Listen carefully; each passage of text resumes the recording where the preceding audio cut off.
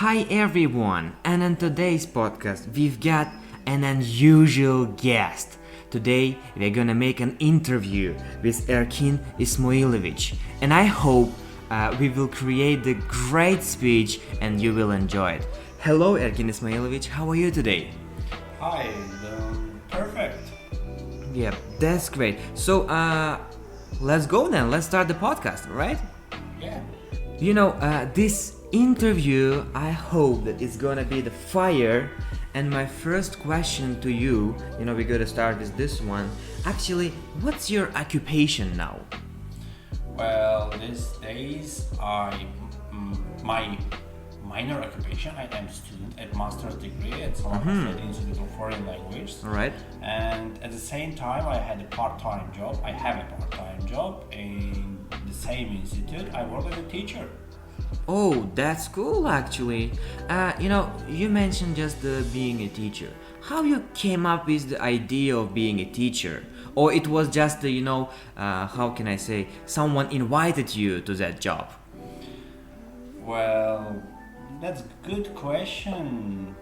Actually, I came up with this idea when I was a bachelor degree student at third grade. At that time, I was thinking about my future and I was trying to find the best job for myself, and being a teacher actually is such kind of family job, family profession. My mother is teacher, my father is teacher, my siblings are teachers, so subsequently I choose to be teacher. Oh yeah, I see. You are like, keeping the same spirit your family does, Yes. So, my following question is, what is the one thing you would recommend to the people who want to be a teacher? Well, it's a bit difficult to say, but I would say that love your job. If you love your job, you will have a lot of enthusiasm to work in this sphere, and without loving teaching, you will never achieve anything. You will always be pessimistic, you will always hate your job, you will hate your students, and you will not be able to give something for your students. Yeah, agreed, really agreed because I also face this problem of loving and hating the jobs, everything. So, you are the teacher and I came up with a really interesting question regarding your job. And here it is. Why people who get poor score at schools live better lives than those who always get all of these high scores? Well, that's actually it depends on, if we are talking about the situation in our country, it depends on our educational system. I mean, mostly we have plenty of students at school rooms. There are mostly more than 30 students, and teachers cannot pay attention for everyone, and only those who are always active, they try to show their best, they try to get their marks. But those people who are shame, they stay in the second place, but they are also smart, as maybe even sometimes they are smarter than those who get excellent marks. So the second reason is that students who always get excellent marks, they get used to following the rules that are given by their teachers. Yeah.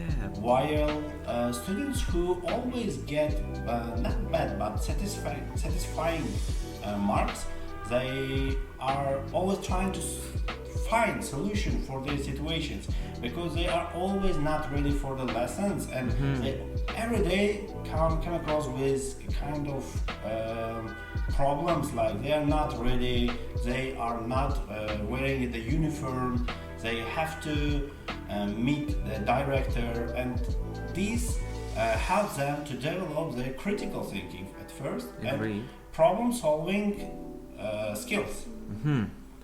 So I think that students who get satisfying marks will achieve more in their life in future. Yeah, I see, I see. You just mentioned the people who are, ashamed and sometimes embarrassed, to raise their hands and ask and answer the questions.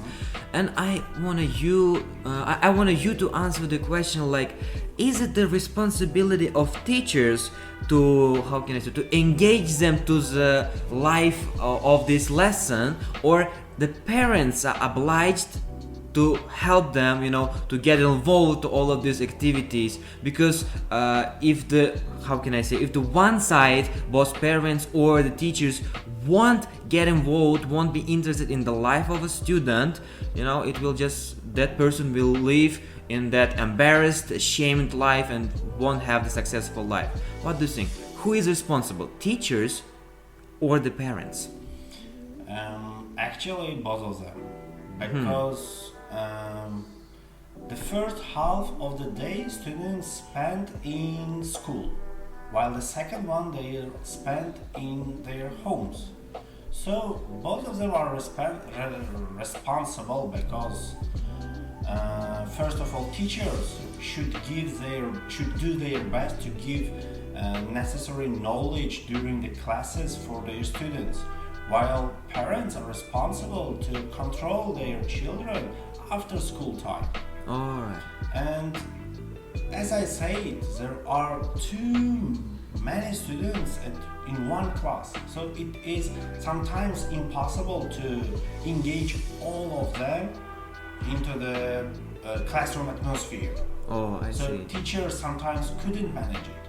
Subsequently, parents should came to help teachers. Otherwise, we will lose this child in future.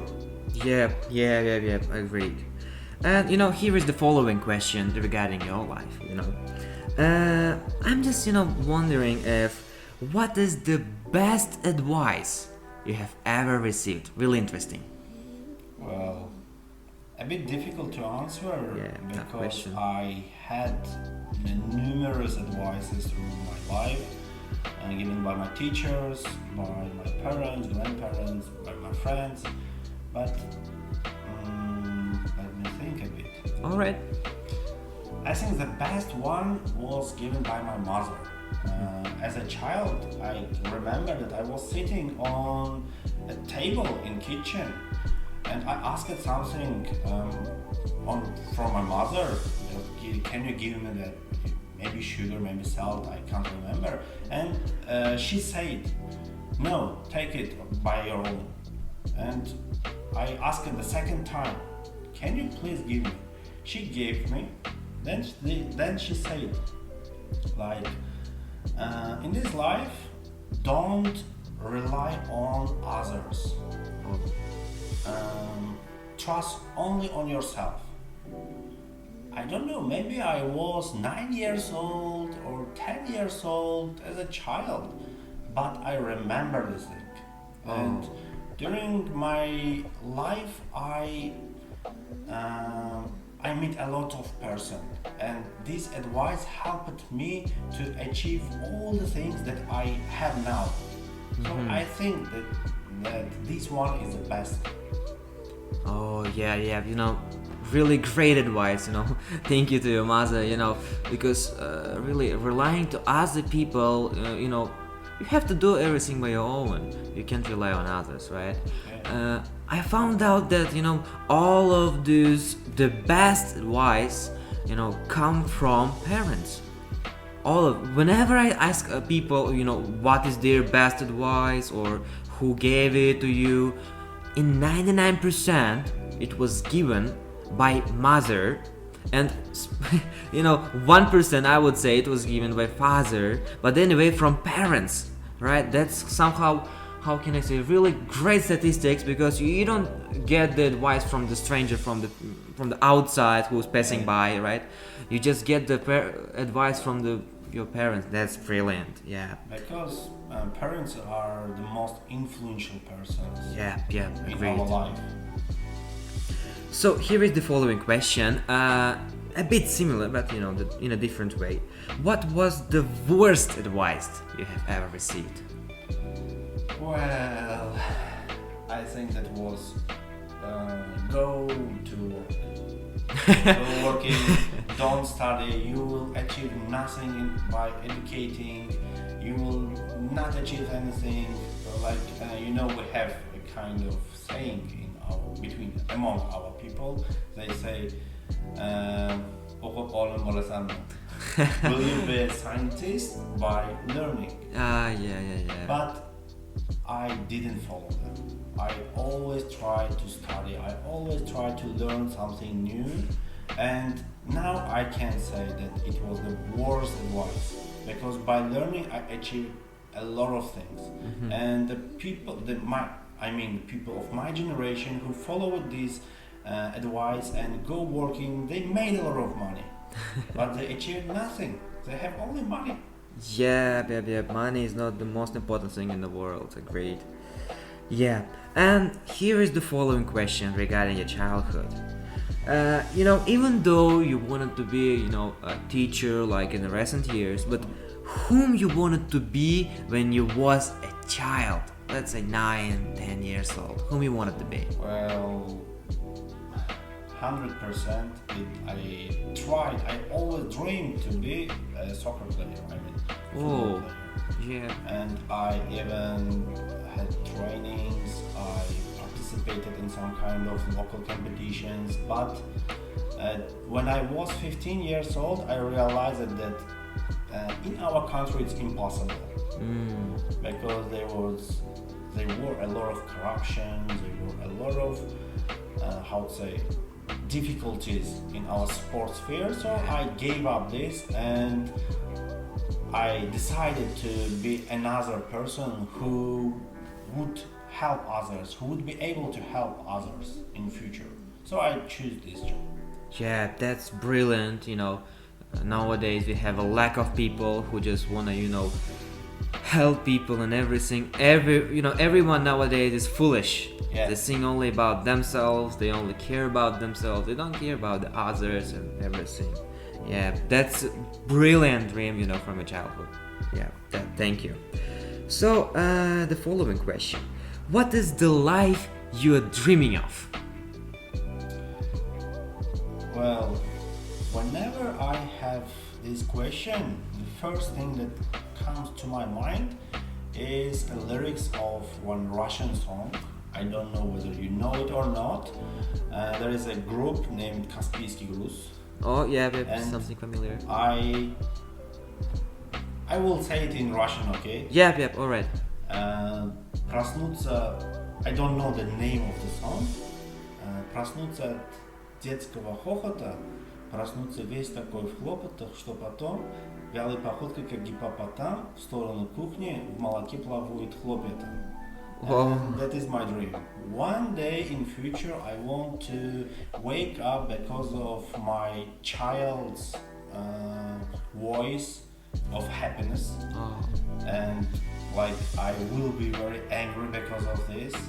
I will go to the kitchen where my wife will be preparing some kind of things for breakfast, and for sure my mother and my father will be alive.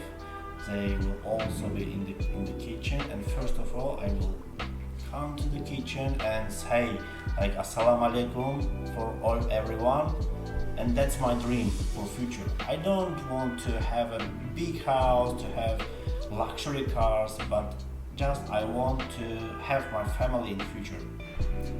Such a happy and really decent dream, to be honest.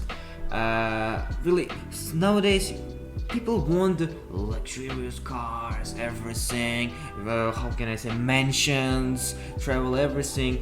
But sometimes, you need the peace, right? Yeah. You don't need to travel and worry and hustle everywhere. You just need the peace from the inside. Yes. Yeah, that's what you're looking for. Agree. That's also my, not the biggest dream, but the part of my dream. I also like peace. And here is the last question, and we're gonna finish with this one. And it's somehow difficult to answer, but anyway, is it better to be loud or feared? Well,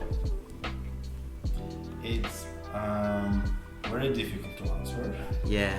But in my opinion, it depends. It depends on personality.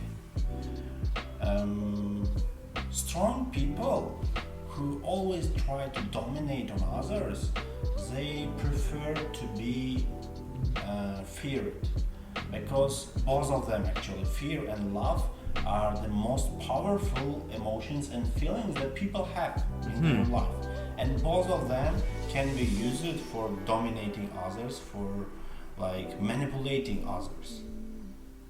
But according to my experience, being loved is better, because when you are feared, you have a lot of opponents. Yeah. They always try to eliminate you. While you are loved, everyone tries to be close to you, tries to show their life to you, and they always respect you. So it's just my opinion. Being loved is better. Oh yeah, I see. Thank you so much, Erkin Ismailovic. Thank you too. Yeah, I think that was the one of the greatest podcasts. Heartwarming, to be honest, for me, and I hope for all of our listeners. Thank you for coming and dedicating your time for our podcast. Thank you very much. Thank you too, and I have some wishes for you.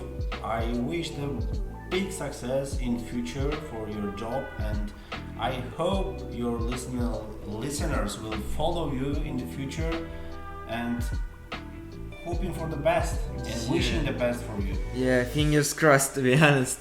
That was spectacularly. Alright, dear listeners, thank you for listening up to the end. Hope you enjoyed it, and we will see you in the following podcast.